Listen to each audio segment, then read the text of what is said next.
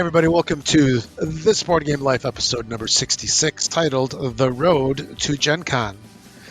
And I am one of your fine hosts for today. My name is Rob, and with me, as always, I got my good buddy Mark. Hey, everybody, how you doing? Oh, I'm doing great. And I wasn't nobody asking else, you. I nobody was else asking can. everybody Well, else. I'm everybody in the room right now. Well, actually, I am everybody in my room, and maybe you're everybody in your room too. But anyway, this is the show about board games, tabletop games, any kind of games that we really want to talk about. And today, by that title, The Road to Gen Con, you can kind of see what we're going to talk about here in a little bit. And I could say, what is the road to Gen Con paved with? Is it paved with gold? Is it paved with games? Who knows? Maybe it's different for everybody else, but we shall talk about that in a little bit. But before I learn, Mark, what you're going to be talking, what your thoughts are on with the upcoming ticket sales opening up for Gen Con, and everybody beginning to plan for what's going on later in the year. And it's like 6-7 months away, but man, that time does fly by quick. But anyway, before we get onto that, what I really want to know is what you've been playing lately. Oh, I got a couple, 2, 3 things in this past 2 weeks. So I Or don't a remember if couple I two weeks, couple two because 2 weeks, yeah, not tree. couple 2, 3 games in the past No, oh, two two tree weeks. games. Yes, Two, yes. 3 games. Hmm. um, and if anyone's listening, going, "What the heck is this 2 tree?" That's a Chicago thing. Yeah, Um, I'm not in Chicago anymore, but I used to live there, and Rob's still yeah. there, so And it's it's also a holdover from this Xbox life yeah. for all of the listeners who are aware. So, anyways, I did get to play Nemesis, and I cannot remember if I talked about this last time. No, I Um, think we talked about it on the okay, phone. I'm not sure if I don't think we talked about it yeah, on the I show. don't recall, but it's freaking phenomenal game. Love it, love it, love it. It's essentially Aliens, the board game. Hmm. You are on a ship. Um, there are hibernation pods. There's all these different rooms, and you can become infected and be carrying an alien inside you. You can be killed by aliens. Even the miniatures look very similar to the Alien franchise. Um, in fact, one of them, another player and I both said the same thing. It looks like a cross between Predator and Alien. Um, Mostly being Alien, but it is a tense game. It's cooperative until it's not. Um, it's I can't express how good this game is. It can be extremely frustrating. It is hard. It's meant to be tough. You don't know if you can rely on your teammates because everyone at the start of the game gets 2 different objectives: a personal objective and a company objective. And so far, what I've seen is that the company objectives are basically either make sure some other player dies or you're the only one alive at the end of the game. And then the personal ones might have you do certain tasks. Um, and everyone has these goals, different goals. And then when the first alien spawns, that's what triggers everyone to pick one of those goals that they're going to go after. And you don't know. So there's so many different variations, and you're kind of trusting people to go do different things on the ship, which could ultimately spell your doom. Um, and so everyone's distrusting each other, but you have to try to trust at some point. It's just, oh man, it's it creates some pretty crazy conversations during the game, and I am so in love with this game. It is so much fun. Um, and I did the game is out of print. Um, Oh, it is, or the is it in original between? or is it in between prints? The original one is like you can't find it anywhere. Okay. Um, so I don't believe it's being made anymore because they did make Nemesis Lockdown, which is kind of the sequel to it. Um, and then they just did a Kickstarter that I missed for the third one in the series that's coming out. I think it's Nemesis Retaliation or Retribution, something to that effect. That's coming out, I think, next year. Maybe the end of this year. It must be next year if they just finished their Kickstarter. But um, so I did find a copy supposedly new available through Amazon, Oh boy.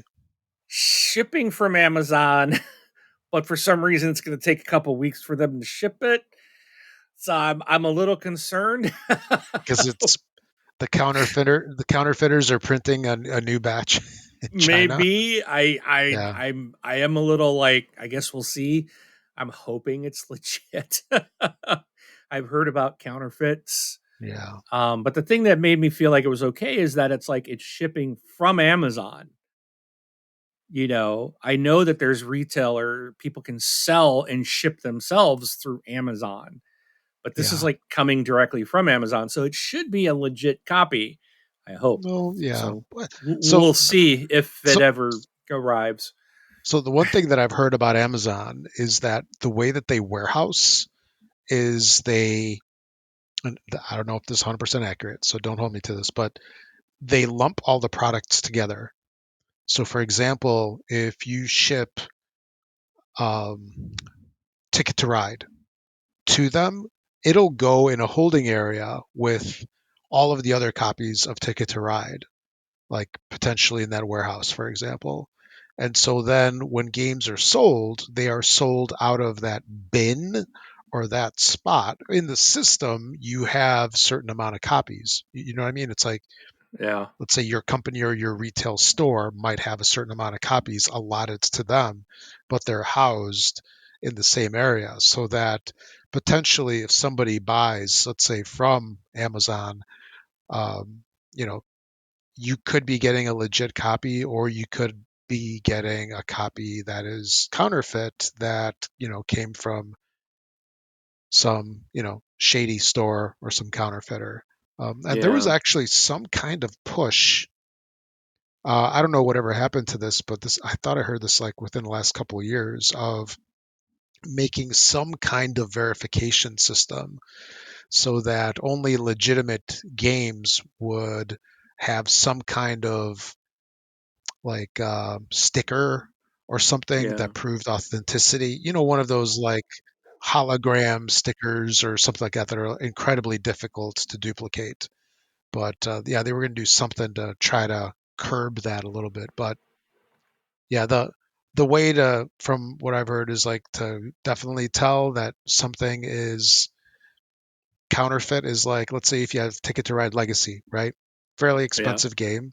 And if you see it for $35 on Amazon, Yeah. yeah, that Yeah. is probably something is fishy. Something doesn't smell right. Probably the game itself because it's all moldy and made with thin cardboard and cheap inks and stuff. But anyway, Anyways, yeah. hopefully I'm getting a legit copy. So Oh yeah. um And that'll be and here one sometime this month. and one thing I wanted to mention too is I've heard comparisons of Nemesis to Battlestar Galactica, which is an old Fantasy Flight game, which is out of print, 100% out of print, unfortunately, but available out in the world. And it seems like the decision on which game is better seems to be polarizing. Like some people love BSG, and that's Battlestar Galactica, the reboot, right? So it's the new version, not the old 70s, 80s version. Um, but it's done off of the reboot, and it's one of those where there are hidden people, right? The Cylons Yeah. pretending to be humans and stuff, and I would be curious if you ever get an opportunity to play BSG. I would love to hear to see what you think of the two. But I don't know, that might be a tall ask. But if you ever see it out there, or like Yeah. if any of the folks you game with see if you can get a copy. I'd love to hear about that. I can certainly ask on my I'll ask on my Discord channel if there's anyone that's got it. I'm willing to try it. Oh yeah, because I think we talked about it. You used to love the series, right? Or no? The I original don't know. TV show. Oh, you like the 70s, I 80s one? did not like the reboot. Ah, I see. They made too many changes. I'm sorry. The original Cylons were awesome. I can still in my mind hear the zoom, By your zoom, zoom. command. You can, Yeah. yeah, Yeah. yeah. In fact, I need to see if I can find that series somewhere on the, see if that's out there streaming somewhere. Yeah. Go watch that. It's probably like, ooh, this was terrible. Yeah, I was just gonna say, although I did love it so much, like especially even when they got to Earth. I don't know if you remember, um, eventually that they came to Earth and then they would land the starfighters, no, the Vipers. They would land the Vipers and then cloak them. They would like land in a park and then they'd I like walk too around and long like, ago. I don't yeah, remember. So, yeah. It was just but good stuff. It was good stuff. But anyway, what else you been playing? I played Deep Rock Galactic. I'm working through that campaign. I'm a little over halfway done. Played some Point Salad, some Seven Wonders Architects, some more Take Five, also known as Six Nimmt. I played Epic Spell Wars of the Battle Wizards Melee at Murder Shroom Marsh. That is a long freaking name. Oh my god. Yeah, all their games are like that. Oh There's a yeah. there's several of these, and this was like the third one that I haven't played yet, so I finally got it played. Um, How long would sh- you? I'm sorry. Go on and then I'll ask my question. So finish what you're going to say. I was going to go on to the next game. Oh, What okay. what's the question? I was going to ask you like, how does this compare to like Skull's Fire, for example, like to the other games? So How different is it?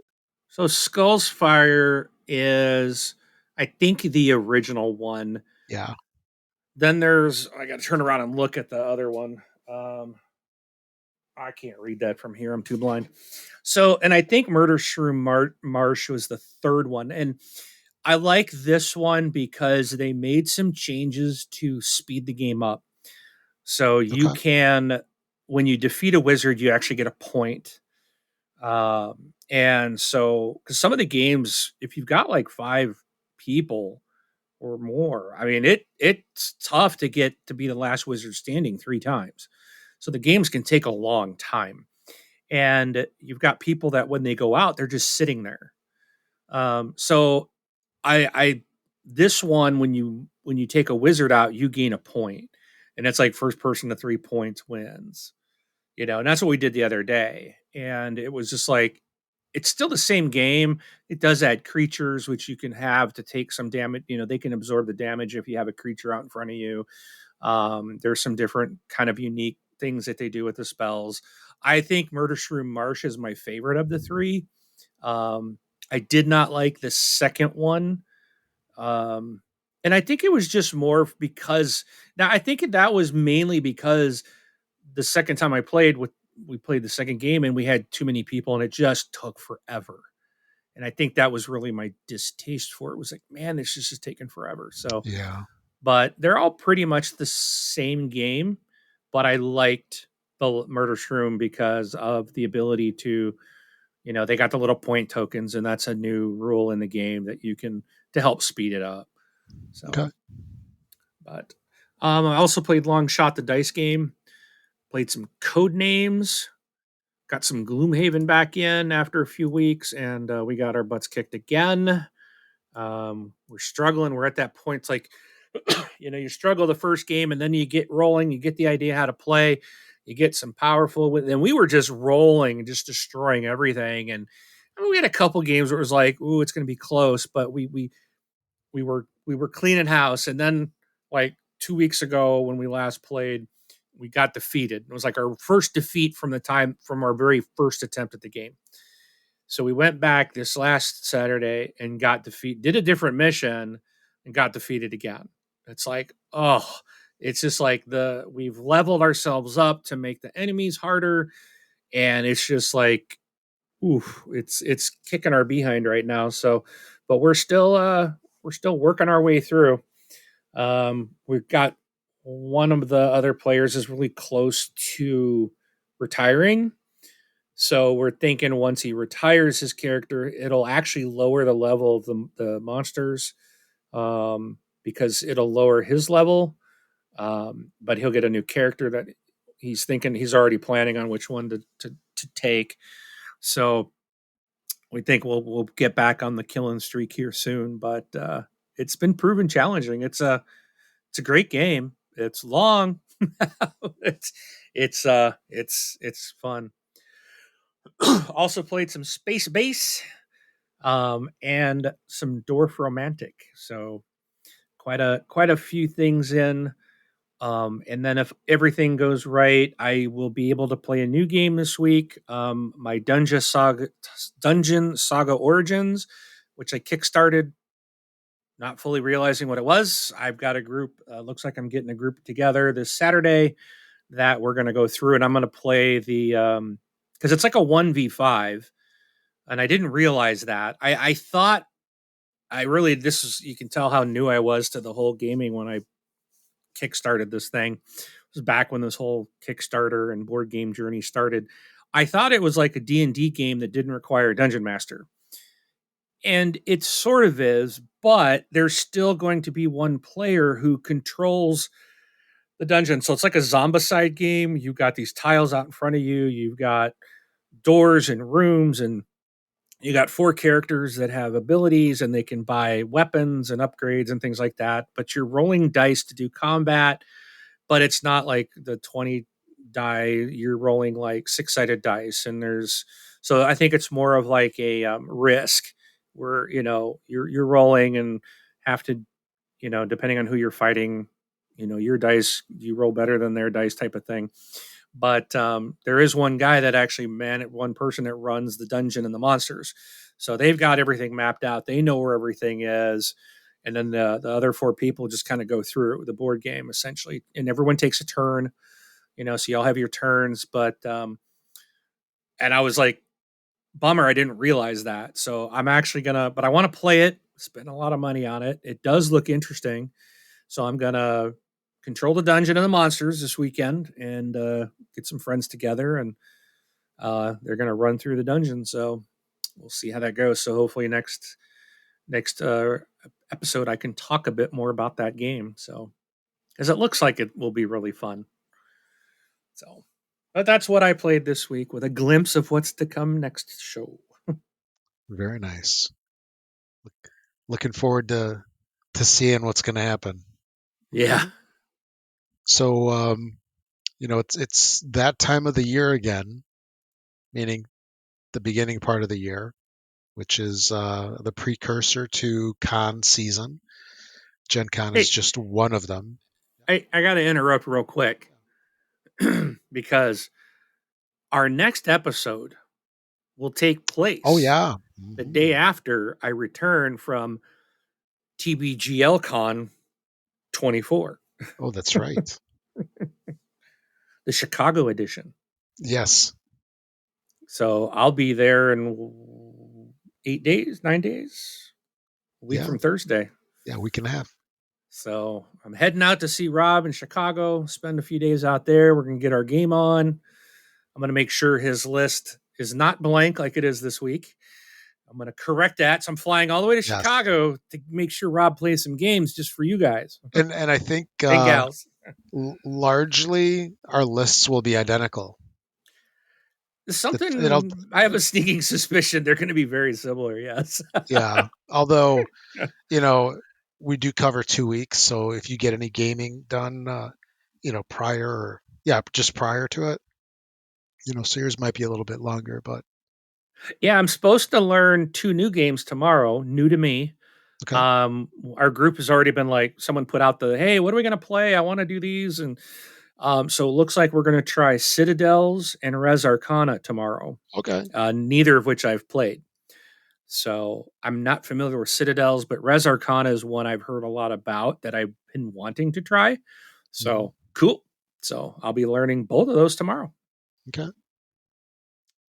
So yeah, you can put those on your list already.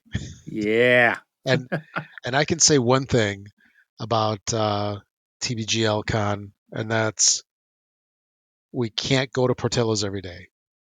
Not every meal. Sorry. I'm gonna put my foot down. Not every meal. Yeah. I mean, lunch one day, dinner the next day, lunch the following day. It's not Yeah. one a day is fine. I'm completely fine with once a day, Rob. Yeah. Jeez. It's like I'm not a maniac. hey Rob, I need a snack. Oh, you're going to Portillo's again? You just went. I'm sure Like, I can DoorDash it. yeah. Yeah. You don't want to go, I'll just order it. Actually, you can probably walk over to Portillo's quicker and get it than door dashing. Dude, if it's close enough that I'm going to be smelling it all the time, we're going to be in trouble. No, no, it's not that So, close. But if you walk at a good pace, it's maybe 10 minutes. So a 10-minute walk and a much shorter drive. Yeah, yes. driving, it's probably if you don't catch any lights, it's 2 minutes maybe. Yes. Well, it's about You're like perfect. it's about probably about 26-7 hours for me to drive to one now. So Yeah, I think the closest one is either going to be Arizona. I think there's some in California, there are. Yeah, which might be but I think closer, but It's Southern California. it's I going to be think. way southern, which, yeah, I mean, Phoenix, Arizona, there's two there. Actually, I think they're putting a third one in. Um, I believe I heard. Oh So wow, yeah, we need one up here in Seattle. Doggone it. yeah, So all and you not Portillo's people, if you're listening, put a Portillo's in Seattle. Actually, better well. put it in Tacoma. Yeah, there you go. That's Yeah, closer to it's me. closer. I don't go to It's Seattle. and safer. It's safer in Tacoma. Yeah. So, The thing I was going to mention, and not to sideline this way too much, but is I read this thing that said that they have a 20-year expansion plan that's going to put out like um it's going to put out like no 900 new stores whoa. uh nationwide. So they're going to be expanding quite a bit. All So, right. but anyway. So anyway, enough of the Gen Con food talk.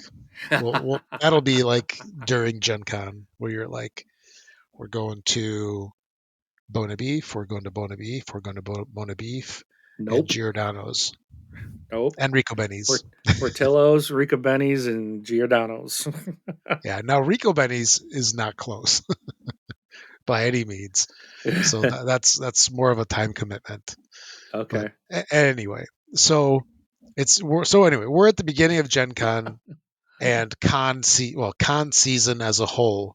And I only say that because this is the time where ticket sales are going to be going live here shortly, and then people start getting kind of in the mood, for the cons because those are primarily in the summer, and I think Essenspiel is the one that is the last one.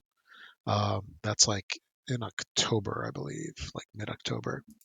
But so Gen Con is kind of on our minds a little bit, where tickets are going to be on sale, and we have to start planning to some degree on what we're going to do for the year, what we're going to do for the event. Some of these things, of course, are a little bit early, but there are some events where tickets sell out immediately. Thankfully, Gen Con is not one of those. Like Yeah. I go to this one event in Vegas. It's a big music festival, and we had shuttles go on sale. When was it? Monday or Tuesday? Oh wait, no, Oh, it is Tuesday. It was last week. I want to say Monday or Tuesday last week, and they sold out in 10 minutes. Wow. And it was like not a couple. It was a lot of tickets. And thankfully, Gen Con doesn't have that high of a demand. And as far as I know, they've only sold out like a couple of times. Like there was a 50th anniversary, which I want to say was like 28 or 2019, 2018, 2019. That one sold out. And then didn't they have stuff last year that said like the 4-day passes sold out? I thought I saw signs for that. I think at one point they finally did, but it wasn't, Yeah. you know, it's not like something they sold out in 10 minutes or anything, Yeah, no, no. you It's know. they sold out later on, just prior to the show. So there is something about, something to getting stuff quicker. But so I was just curious, like, what are your plans? Are you going to get your ticket on the first day that they're available, or are you Yeah. going to Well, wait? I've already booked my airline ticket, so yeah, if I can't get a ticket to Gen Con, I'm in trouble. I did it Uh, backwards, but um, I don't anticipate a problem getting into Gen Con. But yeah. no, I will be ordering them. They go on sale this Sunday. I won't be there at the start of it because they go on sale, I think, at 9 a.m. our time or my time. And church starts at that time, so Yeah. won't be able to. I'll have to wait till later on in the day to get them, but I will be putting my order in that day to get my ticket, my 4-day pass, and yeah, and then I'll wait for the events thing to come out. And this time, now that I've been through a year, I've got some more knowledge thanks to Hmm. you hand holding me through the whole freaking thing. Because I man, did. if yeah, you did. But I didn't even realize. There were so many things, like it's just so overwhelming. So if anyone is going for the first time, I do recommend going with a friend that you, if you can, um, to like help and explain a lot of things. And because it's really hard to find your way, and there's so many things that just don't make sense. And if you haven't been to something like that before, so Yeah, but it's I think the tough thing about Gen Con is literally just the sheer size of it. It's so it's big, huge, so much stuff is huge. going on, and it's not Yeah. like it's out in a field and you can see everything. It's like even in the convention center, there's the huge hall, and then there's the gaming halls, or there's a retail hall, and then there's the like the gaming halls, and then there's all these Yeah. other small rooms, and then there's like a whole upstairs, which I don't think we really went to. I didn't even I didn't go into I think I went into one small room, and we walked in for just a minute and looked at it and walked out. I didn't go into any of the other rooms because I think a lot of them required you to have a ticket, like an event thing. Yeah, Um, and I wasn't sure how all that worked. And there's so many events. It's so hard to find what it's like you got to know what it is you want before you try to look at their catalog of events, because it that's really hard to look at because there's so much stuff. yeah, and I Yeah. mean, even after all these years of going there, it's like I'm overwhelmed by that catalog. Like, Yeah. did you when you were out there, did you get the print one? Did you pick up the print one I that had all did, the and I events don't think I listed? ever looked at it. Yeah, yeah, that's pretty much right on. I don't know why they print them, I but think I opened it at first. We opened it to the map. yeah. Um, and I think that's the only thing we actually used. And it was only like for that first morning trying to figure out like, okay, we're here. And then it was just, we just followed you. Hmm. So So I was the boss. you were the boss. Maybe I should rent myself out my Gen Con guide services. There you go. You've and been it's there enough. yeah, I'll guide everybody to only the places that I like. How There about you that? go. That's fine as long as they're good stuff. Yeah, exactly. But yeah, it's like looking at the events. It's just there's just so much stuff unless you have some kind of desire, you want to be in a tournament or you play Magic, Pokemon, whatever, some kind of card game, and you want to be competitive. I mean, then it's easy, but you know, unless there's like groups of friends doing things, I'd say people are hard pressed to figure out what to make of the event guide. Yeah. Because there's so many game demos, and I guess one way to approach it is that when you go to I think it's the exhibit hall is the proper name for it, right, where the retail stuff is. Yep. In there, you can demo games, but they're not full games. At least the majority of games, like 95%, are not full games. Right. They're just a couple of turns to give you a taste of the game, hopefully to build some kind of, want. Like, I want this game when it releases, or I want this game right now. It's Yeah. one of those two usually. Right. And if you really are interested in something, I guess a good way to look at it is see if you can find events for that game, like the paid events, and they're like $2. I mean, it's really nothing in the scheme of things. And just get a ticket, and you can play an entire game, right? Yeah. So like, Right. whatever the new game, like Nemesis, for example. If you want to play a full game of Nemesis and be taught by somebody who is hopefully Ooh. versed in the game, just pay the $2. Because Yeah. honestly, like, how long does a game of Nemesis last? I messaged you the other day. I left you a voicemail about that. The box says like Oh yeah. I think it's 60 minutes to 2 hours or something like that. But that must mean per player because we had 5 people playing and it took us like 5.5 hours. Oh wow. Yeah. Now, granted, all of us were new. Um, there was only one player. So the first time we played, there was 4 of us, and it took us 4 hours. And we were pretty scrambling at the end to like hurry up and finish. And we actually didn't officially get to finish before the store closed, but we were close enough Yeah. to kind of okay. We knew it was just a couple turns away, but then we got together on a Saturday morning, and it was 5.5 hours with 5 people. So you're probably, but again, there we didn't have someone very versed in it. You had myself and the guy who had the game. It was only both of us. It was our second time, and everyone else was new. So there was training, there was learning, So I think once we know the game, it'll go a lot quicker. But it's still a long game. Yeah. So I don't know if they would do something like that.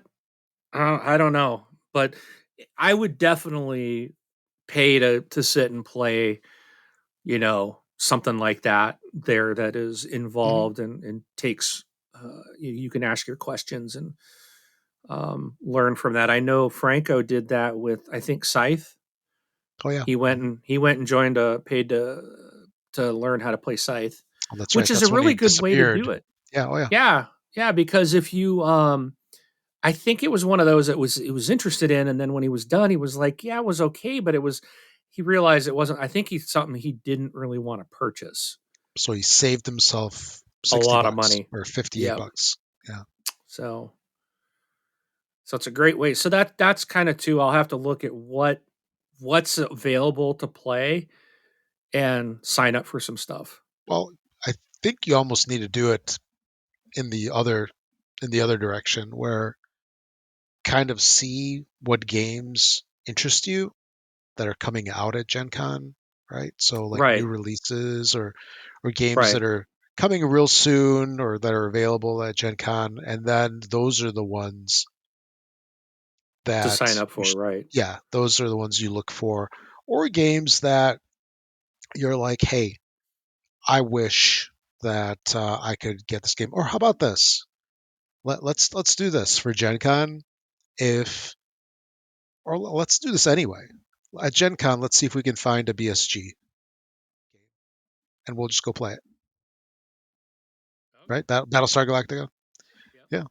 So that's something, and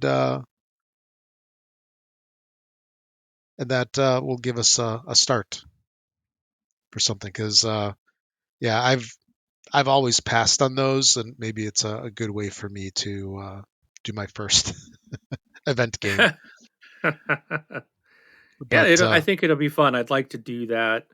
I know we played a lot and we bought stuff and sat there and played, but it can yeah, be tough to find a table sometimes. Because yeah, I think a couple times we were kicked out because it was like, oh, we've got this table reserved for some event or something. It's hmm like, oh, yeah. you know, That's the thing. You have to keep moving. yeah. Um, if you find one that is that's used a lot, and I don't remember it being the case in prior years, but the tables were really wide last year. Um, in previous years they weren't. I don't remember them being as wide. Hmm. There's like the big round tables, Yeah. which are fine, but yeah, it's like the tables were almost like double wides, which is good for games because now you have Yeah. plenty of table space, but it Yeah. makes it really hard to hear people, especially when they have like sultry voices like myself, where my voice doesn't carry very far, but that's a whole different story. And Well, then, go ahead. we What also you want say? to do that AEG big game night or whatever it is. Yeah, I wanna try to sign up for that, and I'm still gonna attempt to get a ticket for it. I tried last year and I didn't get one, so yeah. but I'm gonna follow you this year. I'm going with you know After the to fact, if we don't get yeah. them, yeah, Yep. Yep. Because you guys have been successful every year getting it anyways. So yeah, I'm with you this year. I wanna see what that's like. So yeah. And we were first in line last year, so that made it easy. And it was funny. So we were over there, and like we talked to somebody, and then we made the line for generic tickets, and then we kept seeing the people coming over because they have a lot of volunteers that help out, and they were all telling us it's like, oh, they don't take generic tickets, and it's like, yes, they do. yeah. it's I think I've only gotten successfully gotten tickets maybe twice. The rest of the times it was all with generics, which kind of sucks. It's much better to have the ticket and Yeah. not have to stand there and wait after everybody gets in. But it's all good. And I was going to mention there is a Gen Con app. I don't think it's an official Gen Con app, but there is a an app that kind of scrapes the events, and it's more searchable and sort of like easier to use. So that's available for both Android and iPhone. But oh, and I don't think I mentioned. Yeah, I'm going to get a ticket pretty much early on, just get it out of the way. And you know, I know some folks are, they like to save money, but pay the $10 and just get it mailed to you. Oh, I was gonna It's say the same thing. yeah, yeah. It's Don't do will call. will call can be okay if, like, for example, like they open will call up on Wednesday, so they open the day before, um, if not earlier. So they open it the day before. If you come the day before, it's not bad. Like I've picked mine up from will call like at Wednesday nights. Like we swing into town and just stop over there. There might be a little bit of a line, but it's not bad. But yeah, if you're going to be getting your badge Thursday morning, I expect a couple hours unless you get there Yep. like ridiculously early in camp. And I like my beauty sleep. And Yeah. it is a couple time zone. It's one time zone east of me. It's what, three for you, so it's even earlier. Yeah. Yeah, it But is. yeah, it's yeah. If you order it, yeah, it's worth the $10 to just walk in there and be all set. But so travel is another consideration. So you've got your tickets already booked. That's very impressive. I And you've got your I got lodging hooked up I got my too. lodging taken care of. Casa de Franco. Very nice. And yeah, the thing that we've always done for better or worse is like the hotels like right around there are just ridiculous. I mean, they're like so expensive, hundreds of dollars a night easily. And Yeah. there were some rumors, or not rumors, it was more than rumors that they were building some more hotels. I don't know where they are with that. I would not imagine that they're going to be completed by now because I want to say that right after Gen Con finished last year, they were going to build an expansion. They either announced it or they broke ground on building an expansion to the convention center. And also, they were like building like one or two new hotels in the downtown area. So that'll help, I'm sure, alleviate a little bit of the housing shortage, not housing, the hotel shortage that is there for huge events like Gen Con, but it's just so much money. I mean, it's probably better if you have like a whole bunch of people sharing like the same hotel room or something like that. But it's like we wind up not parking, staying like 15, 20 minutes away, like around the outer ring of Indianapolis, and we drive in and park. It's like park every day, and that Yeah. is that is kind of nice because at least then if your car is in a reasonably good location, you can drop stuff off. Yeah. So that's a huge plus because it sucks to get like if you have a little bit of acquisition disorder at the I con, know what you're talking about. carrying around like especially if they're like big games or like the really heavy ones, where it's like a 10-pound box, it's that is so rough to carry, and it after a while everything hurts. Like your hand hurts, or if it's on your backpack or something like that, or over your shoulder, there is no comfortable way to carry it. Yeah. But And I'm losing my companion this year. So I can't hand this stuff off to my daughter and say, yeah, carry this. but you got more money, more money for games. No, not necessarily. Oh, she might be doing So something else more expensive. Who knows? I got two kids in college, so Yeah, yeah. my budget's gonna be slashed this year. hmm So So what you're telling me is that we'll be eating at the food court and not the steakhouse. oh yeah. Yeah, We never ate it. We never ate expensive no, when I was there. no. We We kept it reasonable. yeah. Yeah, and They're not the food. I think is pretty good there at the convention center, and it wasn't terrible. It was mhm, not crazily priced that I thought comparative. You know, when you're an event like that, I'd pay a lot more over here in like in Chicago or Seattle. You'd pay a heck yeah, of a lot more for the food than we paid there in Indiana. So, yeah. and I will be buying another con cup. Okay. That was like a lifesaver. Definitely got my money back on that. Mhm. Yeah, So that's one big thing. It's so easy to get dehydrated yeah. um, out at the con, and as you're walking around, like you're sweating, and you might not even notice it because you're just distracted. Hopefully, you're not smelling. You're just sweating, and Hey, if I'm stinking, then other people are avoiding me. That give me some space. I'm just well, generating room. yeah, you're marking your territory basically. But but yeah, it's like definitely keep hydrated, and when um, when you're looking for food, like in the big game rooms, in the big halls, or like BCD, they have what I would call like stadium food is maybe a good way to put it, right? You got your nachos and hot dogs and that kind of stuff, right? Is that the best way to describe it? Probably. Sure. Yeah, Yeah. Yeah. That's that's what I would say. yeah.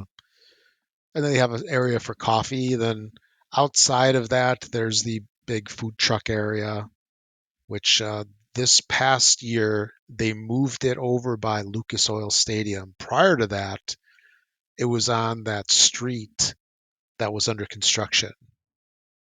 So right as you walk out the con on the southern side, I think it is, Yeah. um, there was that street where the south side of it was under construction and kind of blocked off with fencing. That's where all the food trucks were, and they would have like beer gardens and stuff over there. There's Oh. nothing. I don't think there was anything last year that I remember, but I wonder if they'll keep the stuff over by the Lucas Oil in future years, just because it's a much bigger space. But a lot of people like food trucks. I am really turned off of them because of some previous experiences, and if people go, we're going to go to the food trucks, I'll go, I'll see you later. That's how bad my experiences were. But a lot of people swear by food trucks, and there's so much variety, right? Like you guys ate over there, right, at the food trucks? Oh yeah, their pizza was awesome. Yeah. So yeah, you can get like fresh baked pizzas essentially over there, and tacos, burgers, pierogi, noodle dishes, a little bit of everything, really. And and then there's of course all the restaurants in the area that are like some are really good. There's the mall food court, which is a I sort of like that for a quick lunch, um, just in and out, not too expensive. It was not quick. Dude, Yeah, that food court was packed. it depends on when you go. Yeah, there's definitely a prime time when everybody goes there for sure. So And the one annoying thing is their Taco Bell is like if you order something through the app, you get put into like a mystery bucket, right? It's sort of like, is my food even ready? Because they don't announce it. Like the Taco Bell by me, they'll call out your number or they'll go, Rob, and they hand it to you. Over there, they don't say anything. They make it and then you don't see it or anything. You have to ask them. So that's a pro tip if you go there. But and and they used to have a Chick-fil-A, but it was closed. So that was another decentish option. But yeah, it's typical mall food. Don't expect anything like crazy. But and then the one interesting thing was there were huge lines at everything. Like the Taco Bell. I think they had what, Charlie's? Did they have the Charlie's there? It was like Philly steak. I think they did. um It was I remember something. they had an A&W, Yeah, A&W. the Subway. I think you're right. I think there was a Charlie's. Yeah. So I think I had that one day. So like everything had these huge lines, and then there was this vegan place that had like nobody, like not a single person, not one. And this poor lady was behind the counter, like just standing there, like, I'll help somebody. But yeah, That's too apparently funny. Gen Con people, they like their fast food and not their vegan food, at least at the mall. And then, there's a lot of restaurants that are pretty good. And the famous Elmo's Steakhouse, which has incredible shrimp cocktails. Have you ever seen the St. Elmo's cocktail sauce in the No. stores? Do you like shrimp cocktail? Yeah. Yeah. Or I don't know if you ever get it at home. Like I buy the No. frozen shrimp. It's like so easy to make. You just thaw shrimp, you pour some sauce, and you're done. Right. But they have this cocktail sauce that's labeled very spicy. It is the spiciest, like horseradish spicy.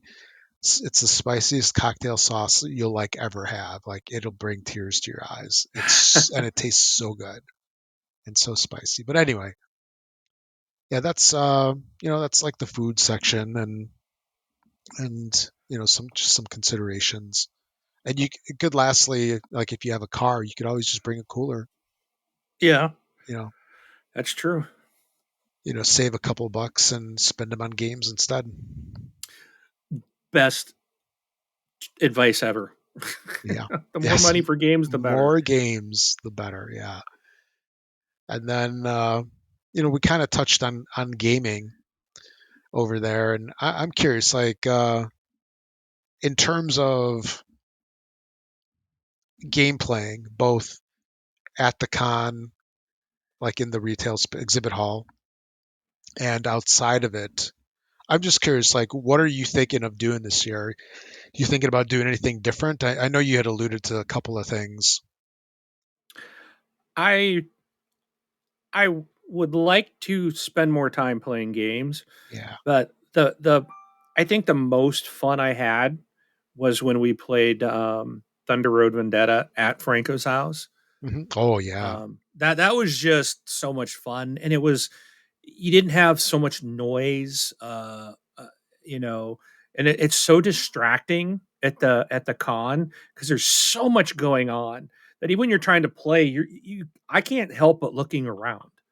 So trying to learn a game is tough because it's like I'm also looking around Hmm. um, at everything going on. So, but I know that's not an easy thing with people staying in different locations and things like that. So, Yeah. I just want to get more time sitting there with everybody playing games, or anybody that wants to join. Um, I want to try to get to see more things. Like I didn't see anything outside of the big exhibit hall in the retail space in that building. I didn't even go to the second floor. I didn't even know there was stuff there. I went to the stadium, um, and that's something I want to do this year. Is like now I know I don't need to spend the money to play for just an hour or two. That you rent it for you get a ticket. You're like for 6 hour block of time or something, Oh yeah. and it's like 8 in the morning till I don't know whatever it was till 11 or I don't know, something like that, or till noon or something, and then there's, like, an afternoon, so you booking, like, half a day, and you can come and go as you want, so I'd like to maybe do that as well with us, Yeah. where we can go grab a game off the shelf and play over there because it was quieter at Lucas Field, Oh yeah. at that, the game library where you could just Oh, check very anything much out on so. the shelf, and it was a little bit more conducive, so I think that would be something I'd like to do as well, is just have us all go to the game library at the same time and, you know, find some stuff on the shelf and play it, Oh yeah. you And know? that's a great place. Like if you want to try something older in particular, like that is the best time to do it because their library is pretty extensive. And then if there's games that are out of print that you've always been wanting to try, that's the time. Unless you know somebody that's got it. Right. The downside is you're probably learning as you go. Right. So it does take a little bit longer. So Yeah, it does. But if someone knows the game, or they can teach it to everyone else, or if we're all wanting to learn the same game, that's cool. It mhm. works. We got the day. We're just That's the thing too, is I think at the beginning of it, it's like you feel like everything's a rush, especially that first day. Everybody's running and there's so many people and you're trying to get to this and you're trying to get to this before it sells out. And it's like this time I'm really hoping that I won't have that. I'm hoping I can keep my FOMO in check. I won't have the budget that I had last time. So that's going to be a big factor. I'm not going to be able to buy like I did last time. So I want to go. I want to spend more time hanging out with you because I know last time, and I had a great time with my daughter. It was our kind of trip before she went off to college, Yeah. and and I know I didn't get to spend a lot of time with you. Even Franco went off on his own, and same with Brun. And just was basically kind of my daughter and I. A majority of the time was just her and I, and I love that. I mean, I do not regret that, but I do want to just kind of spend more time with you this time because I don't get a chance to see you that often, um, and kind of hang with you and um, just kind of wander and spend some more time seeing other things that are there and playing more games. And we still played quite a few games, but I want to not spend so much time in the retail area because I Yeah. know how I am. I gotta have it. I gotta have it. So I kind of would like to do the retail day one, just spend the day over there Hmm. and going up and down, taking my time, going up and down every aisle. Cause I remember on day three, I'm in there. I'm like, I could have swore I've been through this whole thing. I had not been down this aisle before. Oh yeah. I'm still seeing things I hadn't seen. So, um, and then the rest of the time getting out of that area and seeing what else there is. Cause there's just so much to do. Yeah, So because it spreads to Lucas. It spreads to the surrounding hotels. I mean, it is literally all over downtown, or at least all over the yeah. convention area portion of Oh yeah. downtown. So And yeah, with what you had said with like the exhibit hall, like what I've really learned to like is that first day, definitely find the titles that you really want to pick up and use that as the time to get them, because most of the time you're lucky if you can pick up like a really hot game that's like a limited print initially. right. You're lucky if you can pick it up on Friday or Saturday, probably like slim chances on Sunday. And Yeah. they have this was it a it's like a VIP program, I think it's called VIG, very important gamer or something like that, Oh yeah. um, where people pay extra money to have this status. And there's a bunch of perks, one of which is you get to get into the retail area, exhibit hall, like an hour before it opens.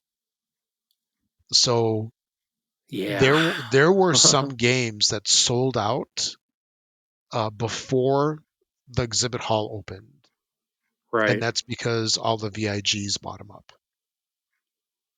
And, it happens. It's like, yeah, it's not fair, but, you know, if you want to have that, it's just buy the ticket, right? Yeah. And well, actually, I don't think it's that easy. I think there's actually a VIG waiting list, which reminds me, I think I put myself on that waiting list a couple years ago and I never got it. I don't know if it's like a is that yearly thing. is that what's called trade day? No, that's Wednesday. So To, that's oh, where the you can get retailers, in the day before. yeah, it's like a special thing Wednesday night. So this is the day before it Right. officially opens, and it's really for like retailers, like hobby stores, and then people that are like media. Like technically, we would kind of fall into that, and it's like you can get in, but um, I don't remember if I went or I tried to go to that one year, and it just wound up being like, yeah, it's cool, but it's um, I'm fine not going to it. Yeah.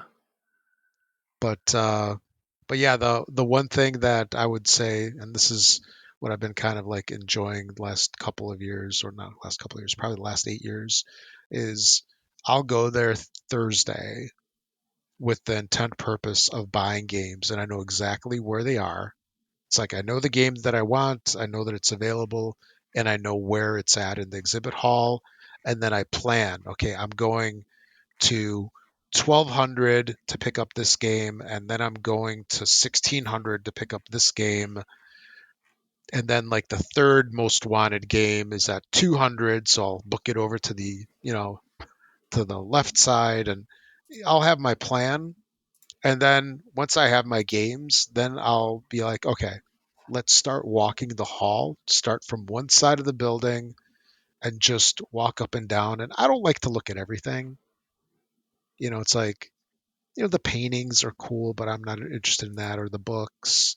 It's like I want the games, and then, like the miniature stuff, I'll be like, oh, that's cool painting, but it's like I don't care. It's like I'll just stop and I'll look at the things that interest me. Maybe I'll play a game here and there, but even if you skip everything that you don't care for, it can still take the whole day to walk the exhibit hall just because it's like 30 plus rows.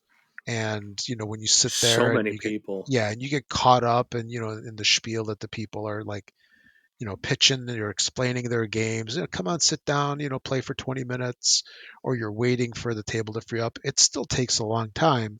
And then once I do that walkthrough, I'm fine. It's like at that point, oh, and then Friday is like, let me see if this game is still available, right? Right. If they got more copies. But after that, it's like I'm fine with the exhibit hall. I'm fine with just like sitting down and playing and having fun. And at that point, you're just kind of tired of walking around too. There was there was one year, which was the 50th anniversary, where we did over 40,000 steps in one day. And yeah, that was we had youngish kids. I think they were probably like 11, 10, 11, 12 years old at the time. And well, they were the big motivators because they were collecting buttons. They had Yeah. like a button hunt where you went to like 20 different places. There was like a hobby store by the mall. There were in Lucas Oil, and they were like all over. And Yeah, you're so on that your own was, for yeah, that was the big that. motivator for that. And well, the funny thing was the kids all collected it, and then they had no interest in the buttons. So it was a fun activity with a lot of walking, and it kept me from the retail space, which was maybe good or bad. But yeah, that's the way that I like to play it. And then after that, you just go into big hall and play games or find a space like by one of the hotels, and kind of out of the way. But the big BCD halls, they always they work in a pinch as well. Um, so I got just a couple more things to ask you, and I know you kind of touched on this, but so it sounds like your spending habits are going to be a little different this year. Yes. Yes. Right on. I know what you mean. It's so easy to get caught up in the FOMO. Absolutely. And then, it's like 40 or 60 bucks a pop, right? It all adds up. Yeah. And Yeah. one way to look at, so some of these games, they're being released at the con, and they're not going to be in retail for like months. Those, I would say, it might definitely be worth it to get it. But man, if there's a game that's already released, it's already at your game store back home, I don't know if it's worth picking it up at Gen Con, No, because then you got to it's get not. it home, Yeah. right? Which is a whole different problem. Oh, and I'm just saying, if you need to store anything at TBGL East Campus, like any of the games that you buy, I'm more than happy to reserve some shelf of my shelf space Shelf. for You you. don't have any shelf space. I'll make shelf space if you're buying me. I mean, you're buying yourself something new. Yeah, no, I'm good. Okay. I'm good. Yeah. But yeah, No. it's like that can be a problem. Like spending can be a definite problem. Um, you know, if we're impulsive and FOMOing and who knows what else. But yeah, one thing that also happens is the longer you're in the hobby, the more you tend to be smarter about purchases. Yeah. You're not always smart about it, but maybe smartish, More selective. more selective. Yeah, where like there's new games that like even get hyped, but I'm like, yeah, Well, there's not things I for me. bought and brought back from it last year that I've played once Yeah. or haven't played at all yet. It's like, Mhm. okay, I guess I really didn't need it. And that's going to be the thing I hope that will cure or it's not going to cure. I'm going to have FOMO. I know how I am. Oh yeah. But I'm hoping it will temper it a bit and I will be like, yeah, okay. I am going to pick up a couple things. You're going to Gen Con. You got to buy something, right? I Yeah. already know something that I hope is going to release. Oh And yeah. that's What's that? Dorf Romantic Das Oh, Duel. okay. So I'm hoping that it will be available there. And if it is, I'll pick it up. But that's really right now the only thing I'm aware of that might be out that I'm really interested in. Um, of course, last year I didn't go with anything. I told you I'm not getting any. I'm just going for the experience, and I came home with what 2 suitcases full. So, which I'm still Yeah. paying off on some of that. I think. Yeah. Yeah. You threw out all your clothes. Yeah. Yeah. So, Bring disposable clothing. yeah. So There you go. yeah. So anything that you can't wear back home, you can throw out. It's like so. Bring t-shirts you don't like, old And if it's underwear. edible, it serves a dual purpose because then that can be your lunch. There you go. So, depending on what you're taking off, you might Lots have of to wait and fiber. eat that Yeah. at dinner. Yeah. So, Yeah. but Yeah. It's that's the it's really easy to blow like a year's gaming budget if you have a budget in just a couple of days. Especially we tend to be really good at justifying the purchase. You know, it's like, oh, I got to get this copy because the designer is right there, and like they can sign the game, which I mean is kind of cool. Like I've got which one is it? Samurai something that I had signed by Antoine Bauza, one of the designers. And yeah, then it's like a couple years ago, I was trying to get Stefan Feld to sign a game, but it's like I kept going back by the booth and he was never there. He was supposed to show up for a certain time period, and maybe he never showed or he was only there for a brief period. But it is kind of cool when you get that signature yeah, for whatever reason. I mean, it just makes it a little more special to you if you're a fan of that person. yeah, Yeah. definitely. But there's a lot more to prepping for Gen Con, in addition to stuff. But I think that's like the key stuff. And it seems like it's really far away, but man, we're already into like the fifth or sixth week of 2024, Yeah, and before you know it, it'll be August. it's 177 days away. Yeah, and then it'll be next week. That's how Yep. quick it'll go. But yeah, it's like moving on. I've thought about this and I've kind of briefly mentioned this a couple of times. But in video games, they had remastered um, HD versions of games, ultimate editions, just various things where they take old games and they put a new skin on them. They maybe change a couple of things, and now you have a new title to buy. And this does happen in board games. And I don't know how much you've run into it, um, yet in your gaming journey. But this is something that I don't know. I kind of have a love-hate relationship with. That's Let me just put it that way.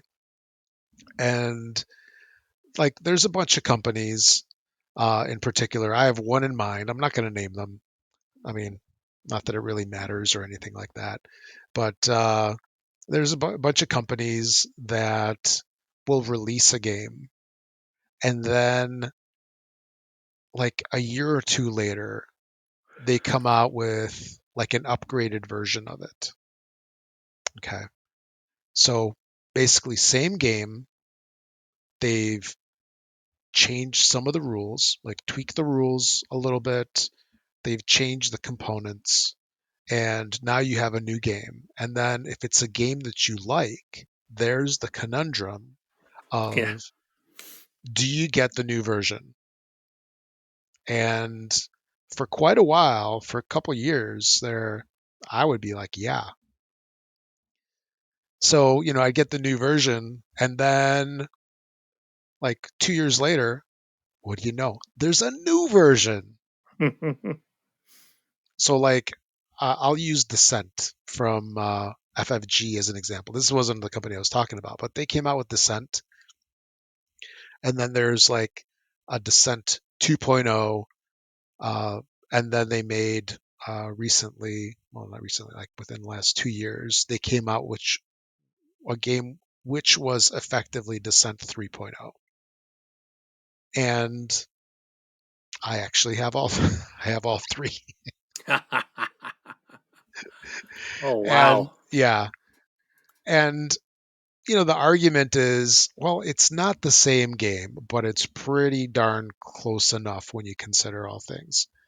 And and this other company that I was thinking about in particular, they've done this a bunch of times, and then they come out with new versions of the game. So it's not the same game, but it's got like a different theme on it. But it's the same base, like the base rule set, like 80, 85% of the base rule set. It's like, I know that like you've seen that to some degree, although not as bad, in the video game space with like the HD versions and the remasters and stuff like that. And I'm Yeah. just curious on your thoughts on that. It's like, do you think that that's like a cash grab maybe from companies to release these new versions? It's like, hey, we're going to take all the errata that we compiled over the last year on BGG, like all these errors in the rule book. We're going to fix things. Maybe we found something that didn't work in the original game as much as they had hoped. So they did some rules changes, they changed some components, maybe they fix some printing errors on cards or on the board. Um, and now they have version 2.0 of the game. Like, is is that like patching a broken system? Is it a cash grab? Is it all of the above? I'm just curious on your thoughts on something like that. Oof. That's a good question. I mean, hmm. It see in the video game world, I guess it depends. Well, it's a remaster, so you're paying for it anyways. So, like, I'll use Um, Tomb Raider as an example, right? So Tomb Raider came out what, on the 360, I think, originally, or maybe it was the Xbox. No, it was on I think it 360, was I the think. 360. Yeah, I think so. The And then original they one. came out with the HD version, which was essentially the same game, but it looked better when it was on Xbox Yeah. One. But people buy it. I mean, so I I think bought from the it. video game, I mean, from the board game world, what I think is good about it is sometimes a game like Thunder Road, okay? Yeah, That that was, you could call that a remaster or something, where another company gets the rights to an old game and kind of gamifies it or updates it or yeah, changes it a bit to, I mean, and I think that's not what you're talking about. yeah. That So, that is slightly different because okay. that's re-releasing an out-of-print game that was out of print Okay. 40 years ago. Okay, so let me go with Castles of Burgundy because I know that's a game that's got several releases. So Yes, that's a good I example. th- Yes, I think for me, I enjoyed Castles of Burgundy, but I really did not like the original game that you had because of the colors. Like I really struggled, and we've talked about this before. yeah, mhm. The new game, the third or fourth or whatever the last one is, the special edition, which I did That's the buy third. at a Yeah, very high price, is gorgeous and it's colorful and I still don't know why they got yellow and tan, but I think at this point they could have Yellow, adjusted something. tan, taupe, and um, light brown. but Yeah. it's easier to tell the difference between them. Yeah. The I just really love the look of this board. It's gorgeous. It's such a step up from the original, which has been out for a long time. So I don't I don't consider it a cash grab because people are always new coming into the hobby. So it's nice that a really good game like that is getting the love that even though they sell a ton of them, they know that and maybe that's to your point, they know they're going to sell a bunch more if they resell it because people will buy. Look at Star Wars. Okay. How many times has George Lucas re-released that? Yeah. I mean, all of us my age and our age that we've probably bought those on VHS tape many times over because we had the originals and then we had to have the special editions and then we had to have the super unedited director's cut version and then they released them on Blu-ray and then we had or what DVD and then we had to buy them all then again and then on Blu-ray. I kind of think it's you kind of look at it like the movies where they're always re-releasing stuff. Um, I think in the board game world, it's nice because I was able to come into the hobby now and get kind of like the best version of that game and really enjoy it. Um, and some of these things, like we've mentioned, like Nemesis, that game is not that old. Um, and you can't. It's like you can't find it. That came out in 2018 for crying out loud, and I can't find it anywhere. You know, not a I can find the second release. Now I would love them to keep, you But know, that's a common problem with board games just because of print runs and the companies that do it. Not every company's the size of Hasbro, true. you And I know? think that's where it's good that maybe some of these games can another company might say, maybe a bigger company will say, you know what, that we can make that successful or that, we see a lot of demand in the community for it. Let's go ahead and get the license and do a rerun of it to get it out to people. And when they're doing it, why not improve it a little bit or fix those things? I mean, I w- if they were just if Castles of Burgundy was like, we're just going to change the colors and release it as is and not fix any print rule changes or updates or correct any known mistakes, then that I think would be more of the cash grab because there's no care in it. They're just like, let's make it pretty and get sell more. But Yeah. adding in expansions, which I don't think are necessary, but making some of these games that were, I don't know. I think I don't see it's a cash grab, I guess. But I'm also newer. I haven't had that problem where you've got 3 or 4 copies of the same game because Yeah. you've run into that. I'd say that's a personal problem. It's a control problem on your It's a side. shelf problem. That's what it is. um, So I don't know. I can see it where I can see it from both sides where like you keep like I said to you that Kickstarter last week, right? Hey, there's a new cities more of those city games are being kickstarted, right? It's like, No comment. yeah, so you feel compelled that you got to buy them all the time, but I I don't I suppose there is a cash grab part from the company from people like you, collectors that want everything. I do tend to do that. Thankfully, I think I haven't completely bitten that because, like with Nemesis is a great example. I fell in love with the game the first time I played it, and we immediately went back to later that week and played it again. It's like, and then I bought Lockdown, and then I went and I bought. It's like, okay, I bought Lockdown. I've got it in my hand. Why am I looking for the original game? I really don't need it, you know, Oh, but yes, I you do. want it. But I want it, Yes. you know. So the second game plays very much like the first. It's just it's a different map. It's got a few additional things to it, but it's still essentially the same game. Why do I need to have the first one? Well, because I want it. I really love it. Really enjoyed it. So I don't know. I don't think it's necessarily a cash grab. I mean, all these companies want to make money, but I do think that it's good to keep some of these things refreshed, Yeah, because someone that comes in too, like, I've that's got a game true. that, like, Orleans, right, or Orleans, or however you want to say that. Yeah, um when I first saw that game, and to me that game looks dated, it's just like, it's kind it's of ugly. it's got that Euro look. It does. And now I've got a bunch of upgrades for it and it looks better.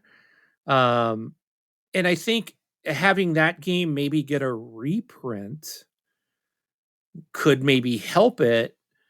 And maybe, but again, that Euro look is probably what attracts those types of gamers to that game. Yeah, like But I love that it look. intrigued me, Yeah. but I would have never bought that game had I not had someone pull it out and basically say, "Here's what we're playing." I'm like, "Okay," Mhm. you know. Um, Yeah, it's like we tend to judge games based on prior experiences, and we talked about this. Like most people, they would have no interest in Azul, right? Because it's like right. I was what one. tiles and you know the building like a Moorish decoration in a Moorish castle for the king or Yeah. prince or whatever it is. What? No, exactly. Yeah, I mean, I thought the same thing. I looked at the cover. I was like, "Ugh." I flipped it over and read the back. I was like, "Ew, this is stupid," and I put it back. And then I kept going back to it. It's like, why do people keep talking about this game? Hmm. The box is horrible. The description sounds stupid and boring. The game's awesome. Exactly. It So, has that hook. but you Yeah, know, why not release it and update, modernize a little bit to maybe attract some new people to the game and yeah. realize, man, this is a great game. And sometimes the games change like their IP because maybe they were built on something like since this is an easy example to prove my point, I'll say like Robotech. So like Robotech is owned by FASA, and there was like a bunch of board game companies that lost the IP to it. So it's like, if you at that point you can't sell that game anymore, right? Right. Because you no longer own the rights to it. And they have to essentially reskin the game with something else. And at that point it's out of necessity to keep that game alive if they're looking to do it. Like there's a game from Fantasy Flight that a lot of people love called Forbidden Stars, Uh huh. and yeah, they lost the IP to it because it was what, Warhammer, and there's a couple others like Death Angel and stuff, and yeah, they don't have that anymore, and those games are gone, never to be seen again.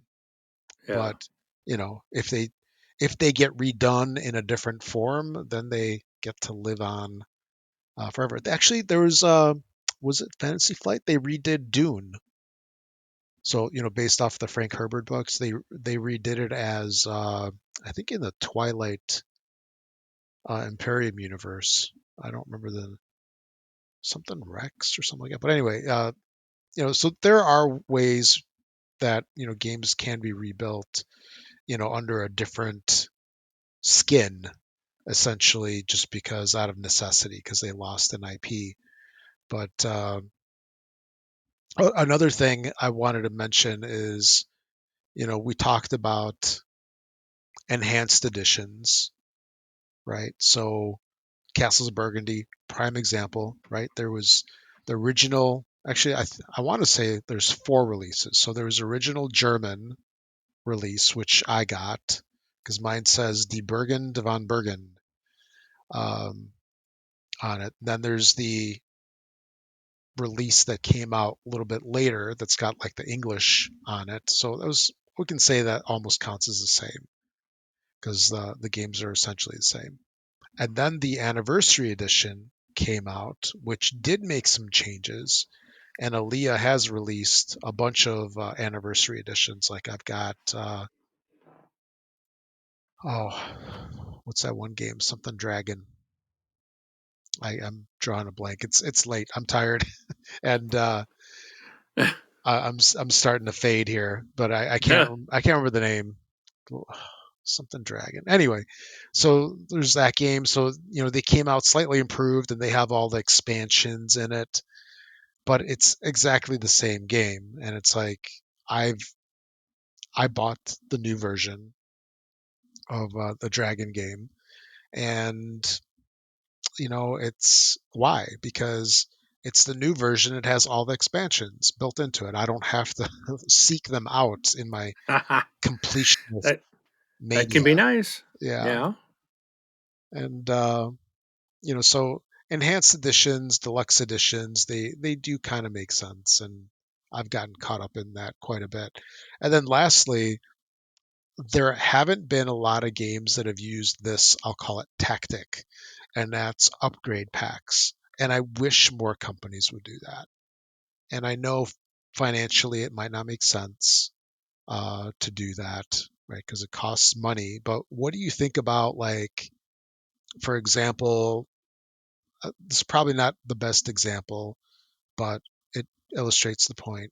And that's like, let's say, original Castles of Burgundy. If you had that version, if Aaliyah came out or Ravensburger came out with anniversary upgrade pack where you could upgrade your original version with several of the enhancements of the anniversary edition. Like, do you I, think that that's worth it? Like, you spend 15, $20 on a little pack to upgrade your stuff, kind of like what you do with your Meeple Source yeah. kind of stuff, Dude, Meeple versus, Source is my pal, man. They're my yeah, buddies. hmm I got them on speed dial. exactly. They're like, hey, Mark, you're our number one customer. Yeah. Yeah, Thank you, valued customer. yeah. But yeah, for some of these, I wish that there would be like upgrade packs, components and maybe cards and stuff like that, just so that you can upgrade your original version with, let's say, like the second printing, especially if there's like printing errors on cards, or like just various things that need to be addressed. Like, I know sometimes companies have like stickers, right? If there's a printing error on a board, so you just put a Yeah. sticker and you correct it. And maybe there's like a misprint on two or three cards. They'll come out with, like replacement cards and like that. But I wish more companies would do just upgrade packs so that we don't have to buy a whole new game. Now, that can be tough, right? Especially if it's a smaller company, a smaller publisher, because it's basically printing something that you don't know how many people are going to get it. And it's tying up resources and money, and it's finite. If it's a Hasbro or something, maybe they could, eat the costs of doing that a little bit better than a small company. But then again, they probably wouldn't care, right? Because they'll be like, Yeah. yeah, if you want it, just buy the new game. Mass production does not care. Not Yeah, not the company like that. exactly. It's going to be your smaller companies that care. hmm So But there's some situations like, let's say, like using the Castles of Burgundy thing again, like in the anniversary edition, they redid all the colors, right, to try to improve them somewhat off of the original release. right. So if everything's a different color, you know, that's kind of like everything in the box. So it's like, then you really can't you can't do that in an upgrade pack.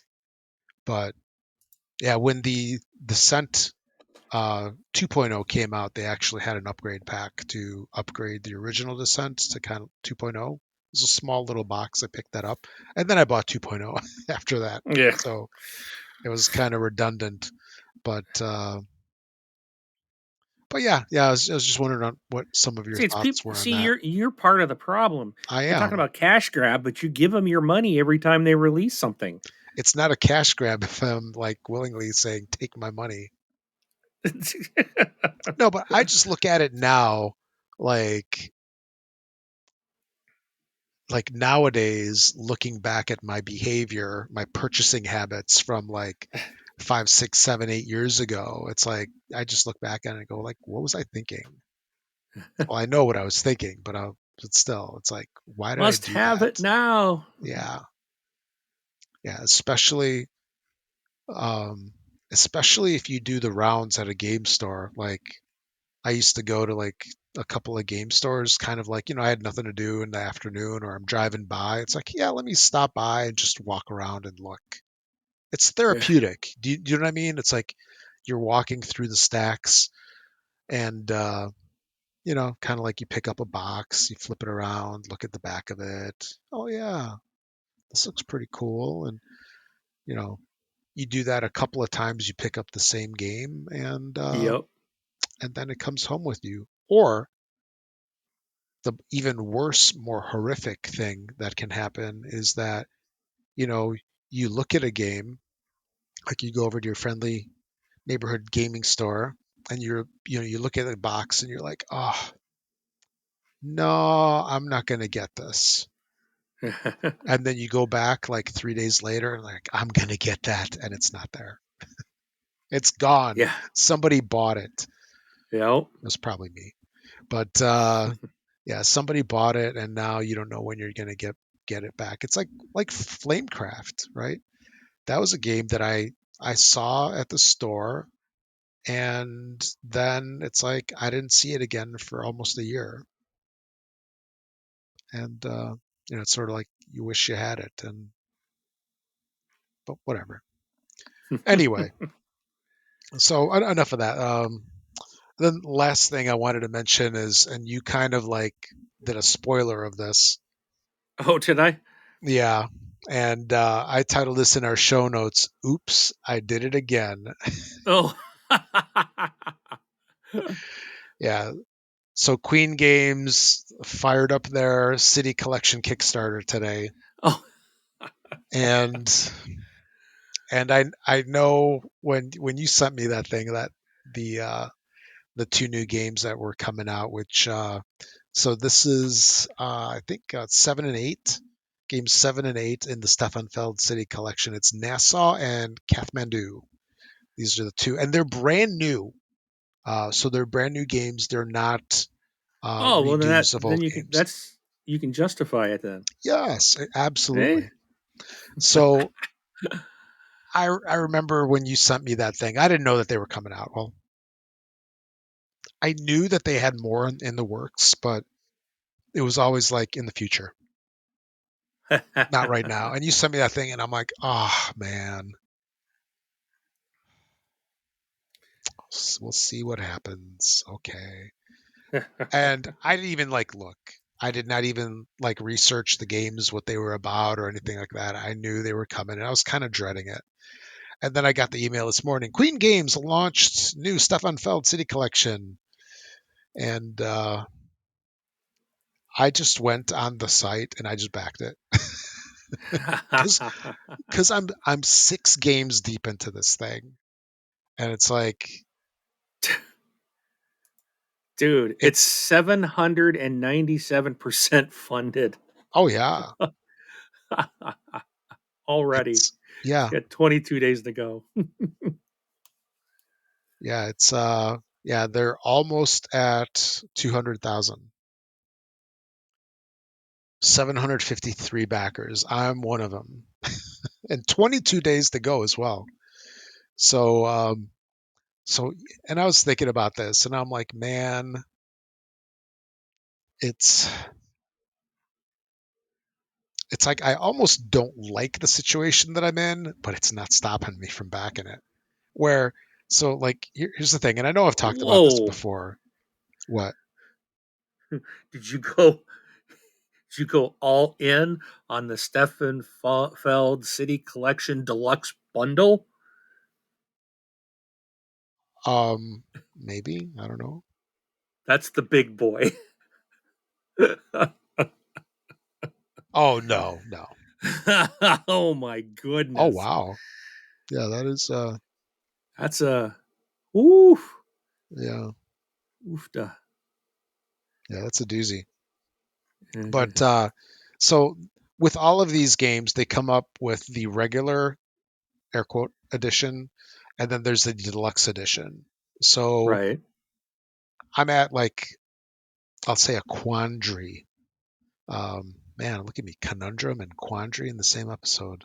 I'm just like Oof. I'm Mr. Wordologist here.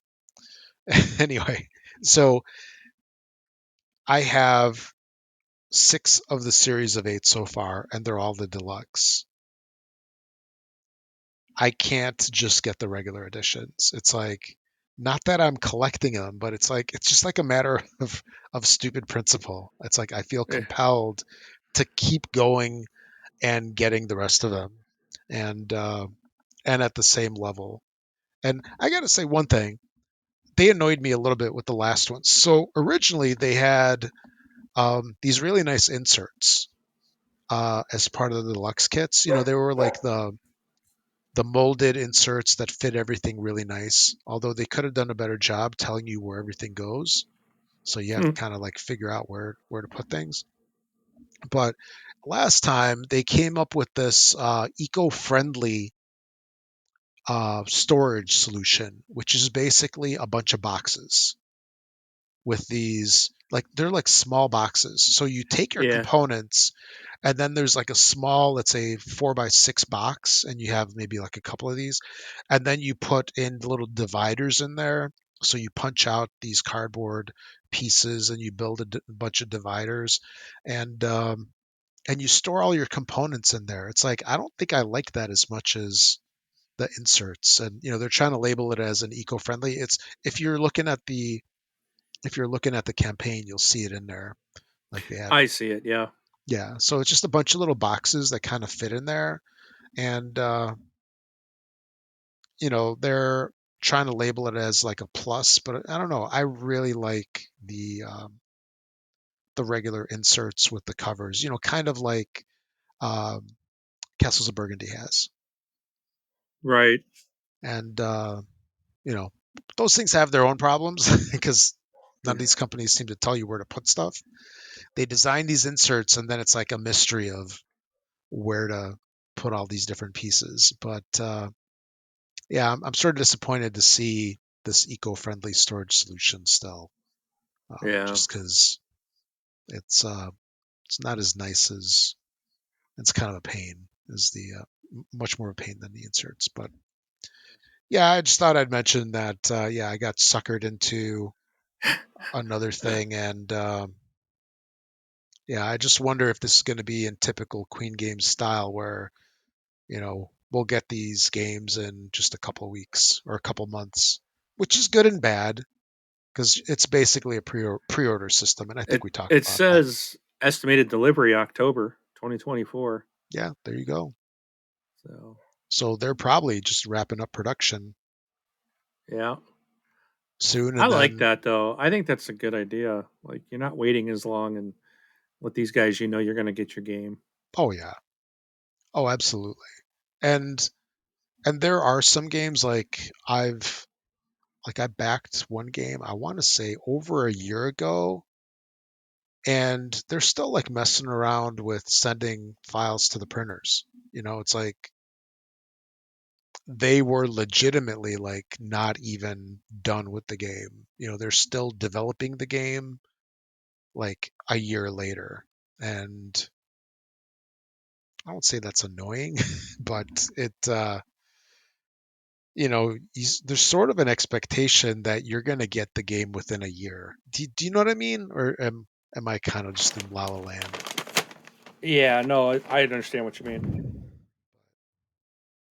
But anyway, yeah, so yeah, Queen Games did it to me again, and they forced me to give my money based on just sending me an email. How I'm apparently easily Suede. coerced, yeah, swayed and stuff. But anyway, yeah. So yeah, I just want to mention that, and that's about it. That's about it for episode 66. Do you have anything else you want to do before we Nope. call it? Nope, my dinner just arrived, so it's perfect timing. Oh, awesome. Oh, where's mine? Is it It didn't coming? show up yet? No. Oh man. Well, he just left here, so I'm sure he's headed to your house right now Okay, sounds good. with your I'll see him with tomorrow. your brain burrito. Yeah, exactly. Because that's what I Yeah. got, Taco Bell tonight. Oh, nice. Very nice. Oh, So, but the kid was getting hungry, and I'm like, I'm not going to cook after we're done here, so yeah. just get some ordered. Yeah. But So, what you nope, did is after you finished here, you're going to be eating, not cooking, that's right. and very So little cleanup, you know it. which is priceless. Oh, You got it. yeah. Even though the dishwasher's easy, it's still a chore. That's what I have a son for. Yeah. Lucky. Send him over here. Anyway. All right. So, Go do Rob's dishes. yeah, that's episode 66. We'll catch you all in 2 weeks, shortly after this board game LifeCon #1, 2024 Yay! edition. I'm excited. You gonna take us out? Okay. You always did, but all right. No, I just did.